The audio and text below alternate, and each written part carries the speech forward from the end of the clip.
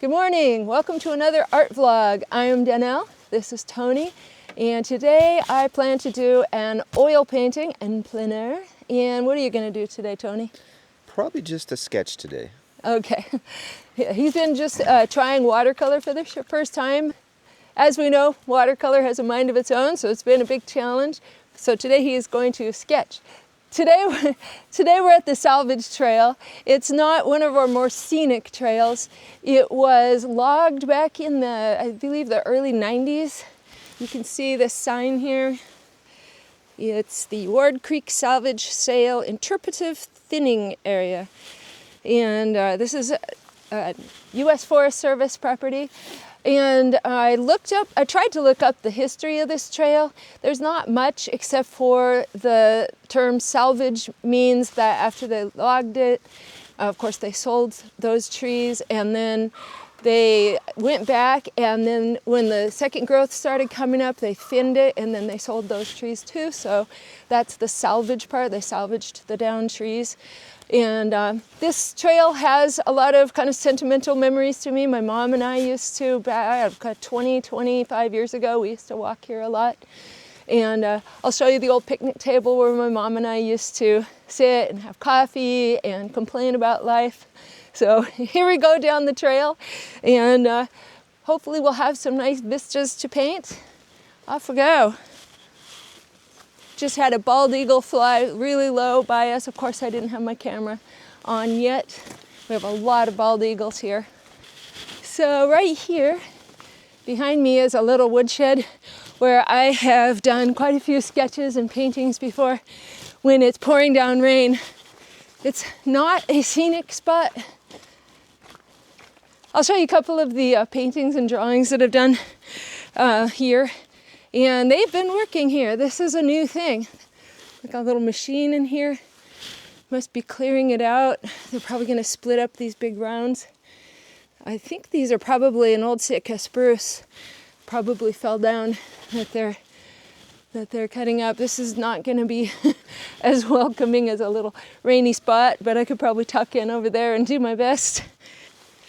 So right here is the picnic table where my mom and I used to sit. You can see it is not very sittable anymore, but we would come here, put our backpacks here, and my mom would bring a huge thermos of coffee, and we would just sit and talk. Our dogs would run all over. She had a couple of Pembroke Welsh Corgis, and I had a lab mix, and gosh, I think a border collie back then too. And so we had a lot of good memories here. My mom has retired and moved down to Idaho. So that's a good memory. I get to go down and visit her every once in a while. So but really the main tree that grows here after a place has been logged are red alders. You can see how they've just taken over the trail. And red alders are used for firewood. They don't live very long. They live maybe 30 years. They don't grow really huge, but they are a benefit to the...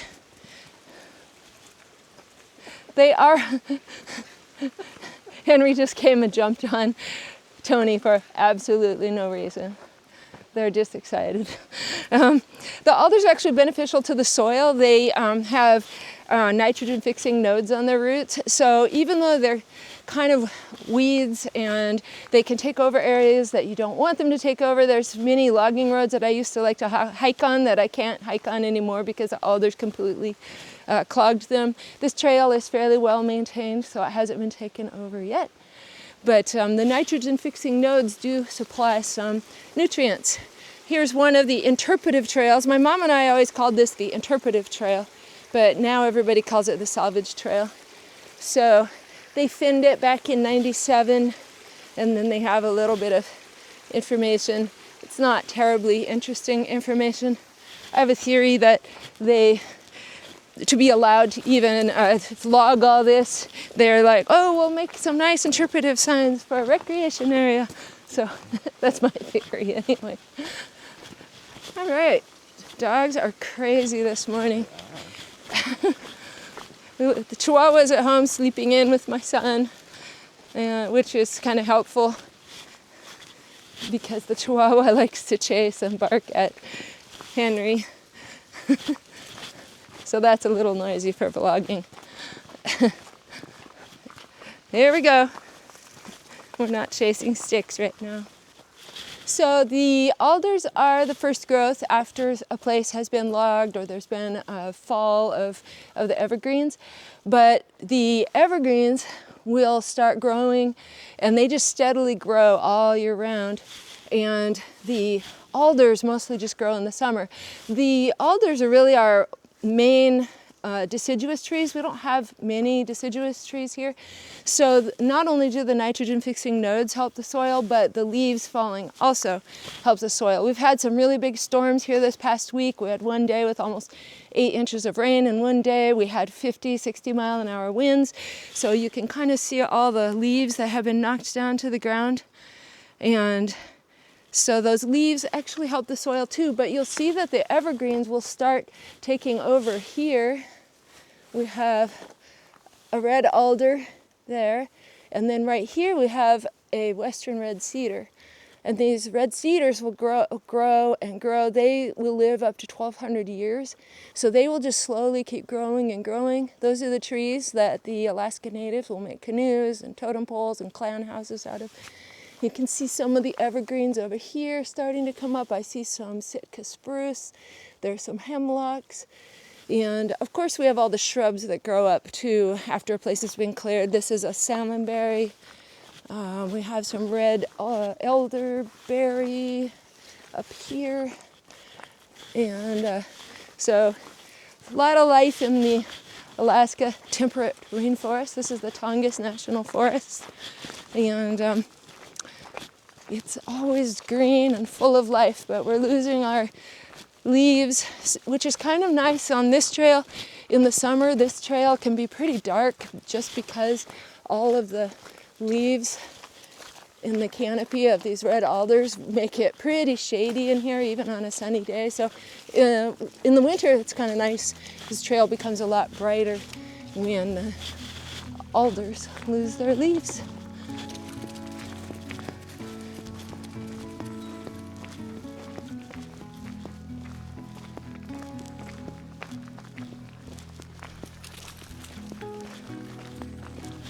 Right here we have probably the lone large red cedar that's left on this trail after the logging project. It's a pretty big one, it's pretty old. We could start to see the distant mountaintops back there. We will be getting to a place where we can see a pretty good view up here down the trail. So we also have a little surprise down the trail. There's a Bigfoot. Stay tuned for Bigfoot. Here's a cute little bench here that I doubt anybody ever uses, but good on them for trying. And here's another little interpretive sign. So I don't know why they thought hikers were going to need to know that this was thinned at a 10 foot spacing, 435 trees per acre. It's not terribly interesting information, but it's, I suppose, got to give them kudos for trying. We're almost at the creek where I also have painted and drawn a few times. I'll show you those when we get there. Here we are at the creek. This actually was a landslide about, I don't know, 15 years ago, maybe 20 years ago. So they had to modify this, and I'll show you the painting up above. I've done paintings, sketches here, and it kind of makes a charming little creek, but it's one of the few little kind of scenic parts of this trail. There's not a lot of spots that are very interesting for art on this trail. That creek is one of them. There's another creek up here too. I've never gone down to this creek though. It's pretty hard to access.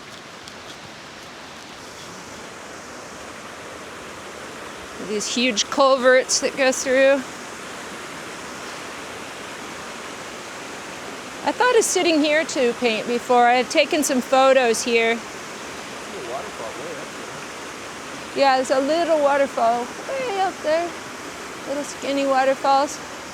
So it might be a place to paint in plein air at some point. I have to admit that a lot of the places that I choose for in plein air, because I'm also walking the 3 border collies at the same time, I pick places that not only are scenic or interesting to paint, but they also have enough room for me to throw the ball for the dogs so they get a little exercise while I'm painting. So that can make it even harder to find a perfect place to sit and paint.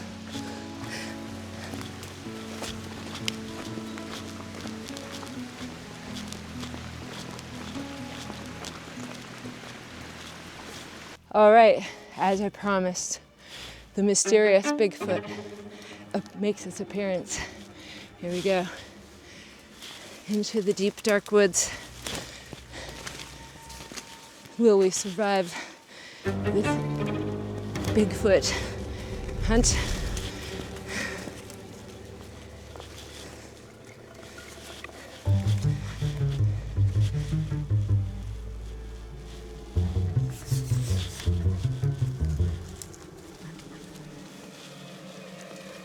There it is, the elusive Bigfoot of Southeast Alaska.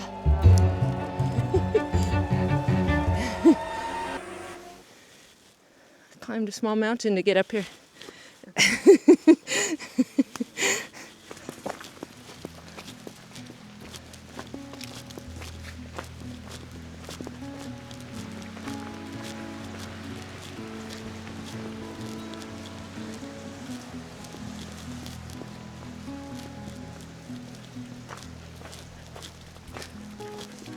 I have sat right down there to do a painting before toward the scene toward this bridge. It wasn't the greatest place for the dogs to play ball, of course, but it was a charming little scene. I'll see if I can find that painting to show you. So here we go into the section of this trail where it was about a couple of years ago, they cut down all of the trees that were under those power lines up there. There's this big power line cut. It goes way back into the island. And mostly we have hydroelectric power here, which is pretty nice. Keeps our electric bill reasonable. And although a clear cut is not the most pretty thing in the world, it is kind of nice in a land where our woods are so thick to have a spot where the sun can shine through. And we're at the top of this hill. Is where I think we'll stop to paint. It'll be pretty sunny, and the sun often comes from right at your eyes, so can be a little tricky to paint here. I better walk forward before I have a really awesome blooper of falling down.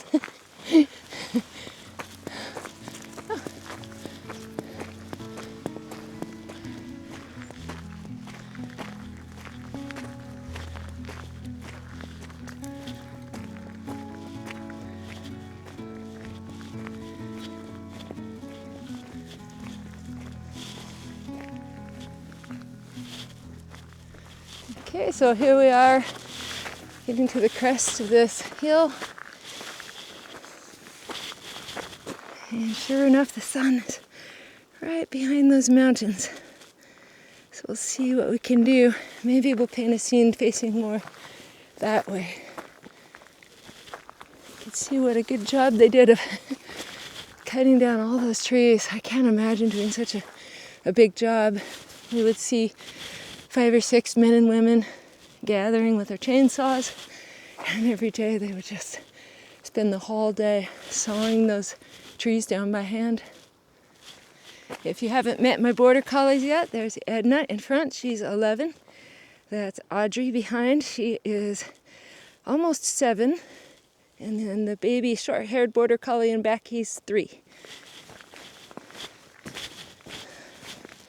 Here we are at a nice little bench. This one is much more recent. This is more recent because this trail here connects down to a parking lot. This was built not that many years ago. This is a much more recent trail than the original salvage trail. It was built, I don't know, maybe 10, 12 years ago. And this here, which is called the Extra, this was coined by a woman who absolutely loved hiking here, and she passed away a few years ago. And she was a big supporter of dog rescue in this community, and she loved hiking. We all miss her very much, Heather. This was just the last portion of the salvage trail, but now it's just called the Extra because when they built this new connecting trail, people hardly ever use this anymore. I like to walk here. This was actually one of the only times over the 30-some years I've hiked here that I had a wolf encounter. I was walking with my dogs, got to the very end of that, and at the very end it just ends with a bunch of trees around it. And I had 4 dogs with me, and I turned around. I was getting ready to get my tea out, and I looked ahead on the trail and I thought to myself, oh my gosh, whose Malamute is out here just running around loose? It was just lying flat on the ground, so I couldn't see its size.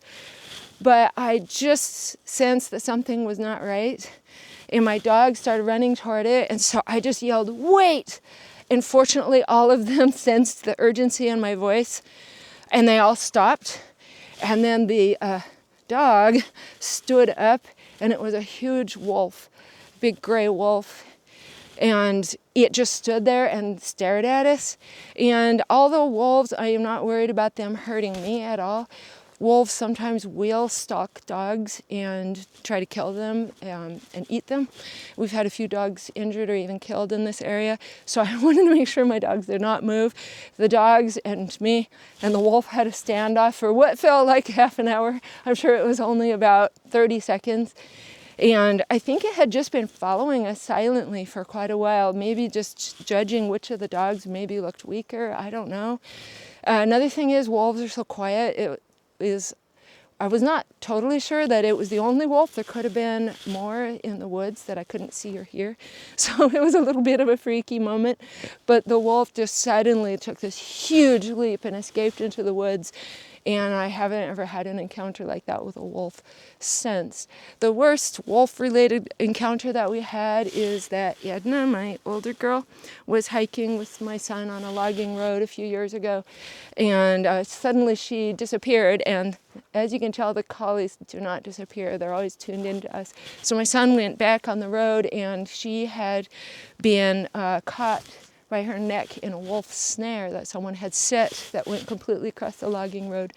Now, in the trapper's defense, that road was actually private property that sometimes we would go on in the winter because nobody else would go there. So my son did have a way to cut that snare off of her neck, and she was okay. But anyway, we don't have too many wolf encounters here.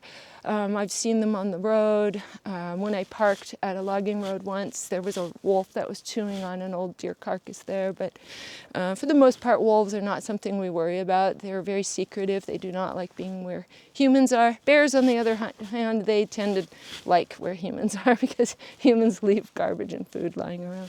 All right, let's get to painting. Okay, we're back at the other trailhead at the other end of Salvage Trail. We decided to come back in the afternoon because the light was just not good enough to make inspiring art. So up we go on this little connector trail. It will only take us a few minutes to get up there, and we'll get started with our artwork. Are you still just going to do a drawing? I don't know. I think I might actually do some watercolor. Oh, nice. Okay, let's go. So here we are at a little Y. There's the parking lot where we just were, but here's a little Y in the trail. This goes down to Ward Creek. I've done a vlog down there. If you would like to see that, check out the card up above. But we are headed up the little connector trail to Salvage Trail. This is a lot different kind of forest here than Salvage Trail. because this has never been logged, this portion. So this is much more just regular Ketchikan forest. It's a really pretty little section of trail. Do have a lot of alders here though. Anywhere that's been disturbed, a trail, a road, has alders.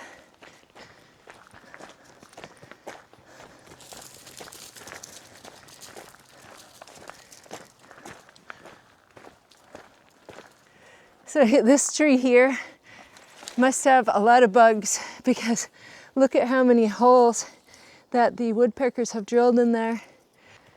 It's got some yellow cedars here.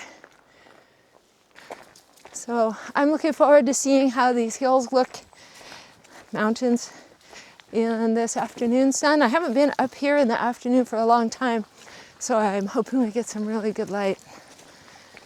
Okay, here we are back at the extra sign.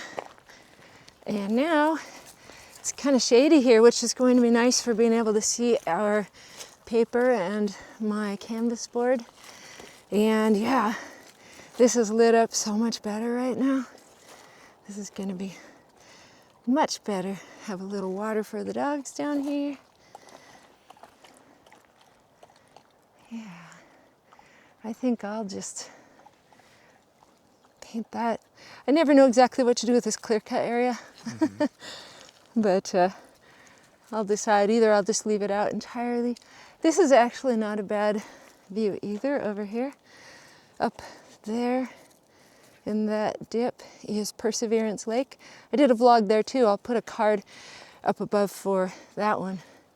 And that was a beautiful hike and really fun. I did an oil painting there as well. So let's get set up.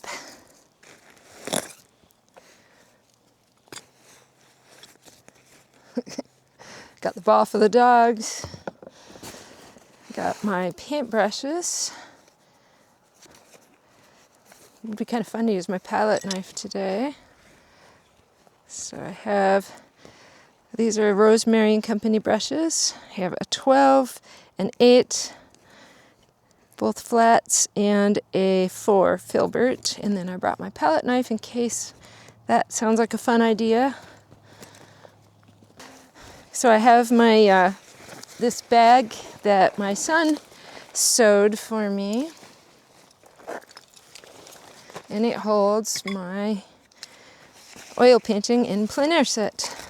So of course I have rags, I have some extra white, I have containers. I brought some odorless thinner. I have a little container for that. I have my wet canvas carrier.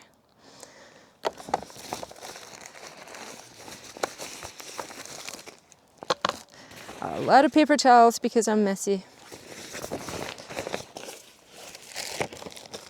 And my Yugo palette. So I have titanium white, some of it slid down from this morning, cadmium yellow, cadmium red, alizarin crimson, yellow ochre.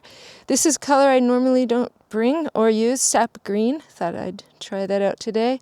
Ultramarine blue, and then a little bit of dioxazine purple, something I also don't usually bring along with me. So thought those sounded fun.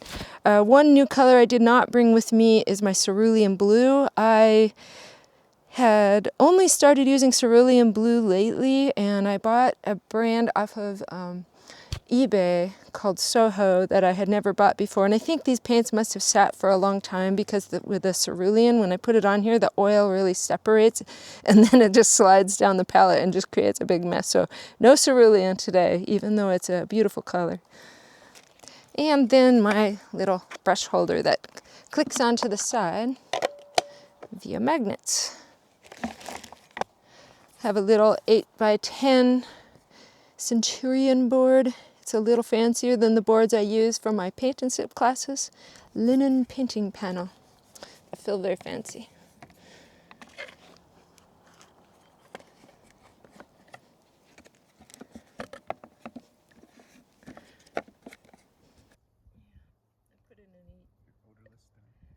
Put it in You're in sample cups, so they probably, for good reason, made them They should be pretty safe. pretty still. You would think, you'd hope.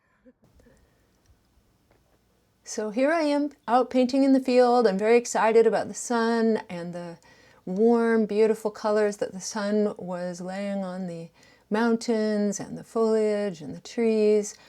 But this painting did not turn out well in my view. I did not do the critical step of planning. I feel like if I don't plan, especially my values, the drawing is a little bit off on this too. The ridge there is a little bit narrower than it should have been, but that really wouldn't matter so much for a painting.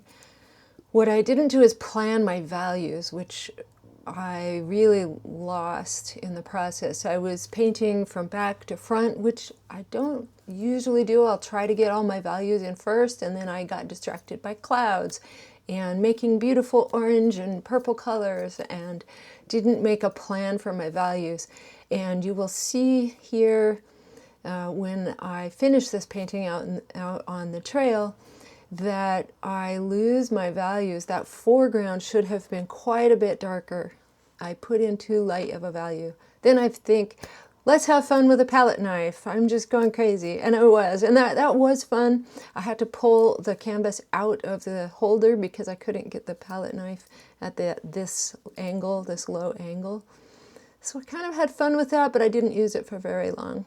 So here I am just trying to put the final things on, and you can see the values top to bottom on the land, on the mountains, on the trees are too similar.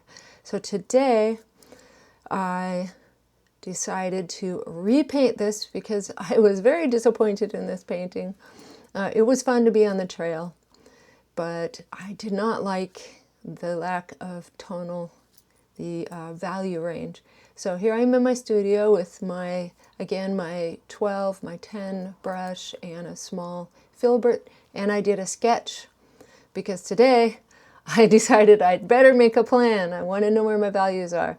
I drew a little bit more carefully today. I sketched out the whole thing, and I'm getting in my darks. I learned my lesson.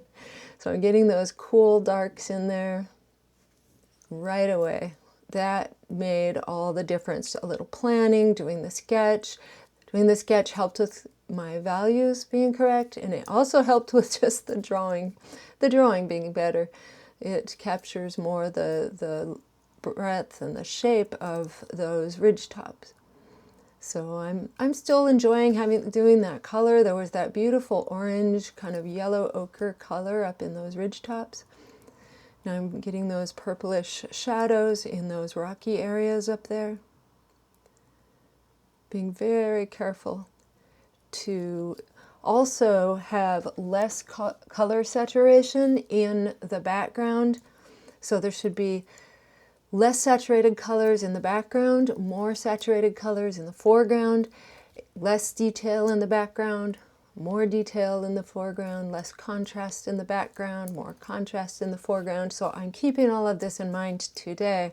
Sometimes when I'm on the trail, I'm just overwhelmed with the scene, and we were getting a little bit cold sitting there, and I lose track of just the basic tenets of making a good painting.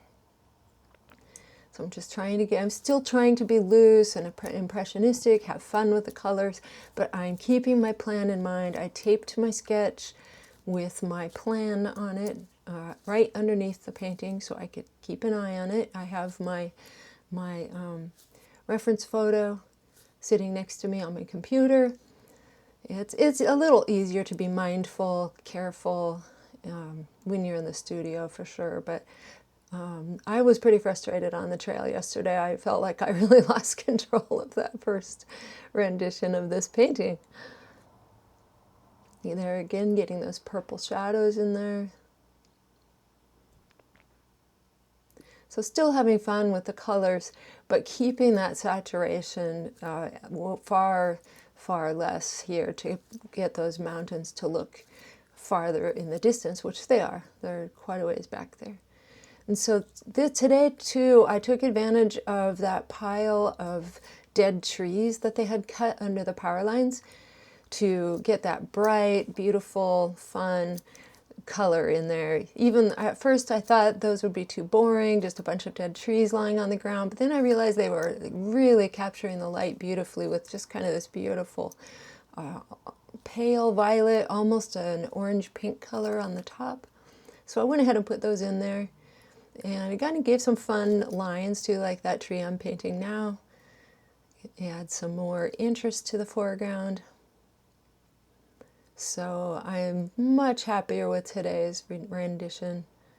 Here's another old dead stick, getting some of that grass and the kind of dying shrubs in there. It's late summer. Some texture in the trail, in the path. It's a gravel path that runs along in the front there. Just kind of getting some of the shadows in there. The sun was shining from the right, from our right. So just kind of getting the sense of shape, getting some of those. There's some deep crevices in that left-hand mountain where some avalanches have come down in the past. Some rock slides, I guess you would say. Just putting the final touches on. So I was much happier with this one, and it was very gratifying to redo it. So I would suggest that. It's a great exercise. And there are the two compared together. All right, it's actually getting kind of cold out here with the sun getting lower in the sky.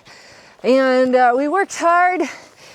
Tony's watercolor turned out pretty good. How'd you feel about it? I actually thought it was one of my better ones. Hopefully. We'll take a look at Tony's watercolor, see how it turned out. Let's see your watercolor set too. This is one that I had when I first started out. It was just like this one. Here we go. This turned out much greener. And Yeah, I could have done a little more browns and reds on the hill because there really isn't that many trees.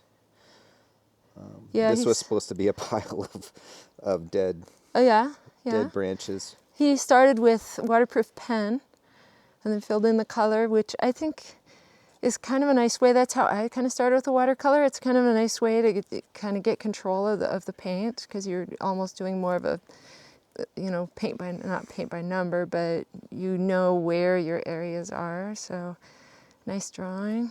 Got a good sense of distance. The drawing up on the tops here is good. So this is his little watercolor kit that I got him from Walmart. I have one just like this. I haven't used this one for a while, but it's got tons of colors, little mixing trays. And this is I never really use this. It's kind of a way to wipe off the color off your brush. And then it has the little water cartridge pen. We're almost back to the car. Thanks for joining us on our adventure today. Stay creative, have fun, and enjoy these bloopers. Your color has a mind of its own. So. Audrey, go. Today we're at the salvage. Today we're at the salvage. So obnoxious.